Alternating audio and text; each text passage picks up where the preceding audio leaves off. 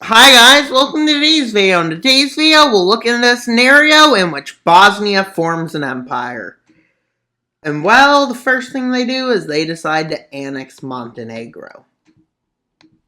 You may be wondering why Montenegro. Well, because they need to extend their coastline. That someone, not going to point fingers, stole Croatia. And well, then they invade. And Montenegro had no chance. And well, they're annexed fully. With a full annexation. And then, out of nowhere, Croatia starts the Croatian invasion. With Croatian irredentists being behind this. Yes. With them coming out of the south and taking over lands they claim as theirs. Well, they're pretty much forced to the verge of collapse, as most of their area falls under it. They launch a pushback. In a lot of areas, they succeed in this area and that area in the north. They take over, and then this one they slowly take over. With them making an offensive to cut Croatia in half, and then they move north to take over Zagreb, as they decide to take Croatia's coast over. And then they start pushing up in the north.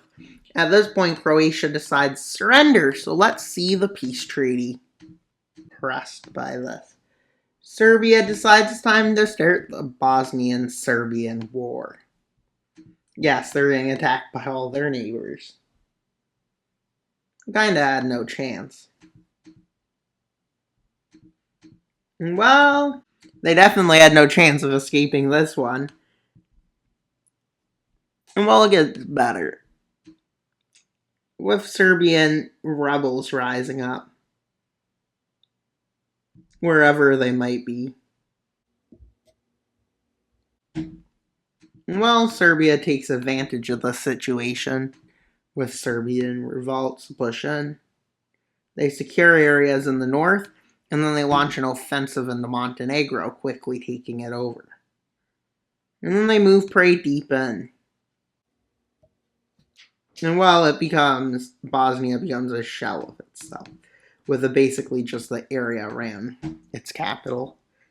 But they launch an offensive to this direction to make it hard for supplies to get up here, and then they launch an offensive here, with supply lines being weakened in multiple areas.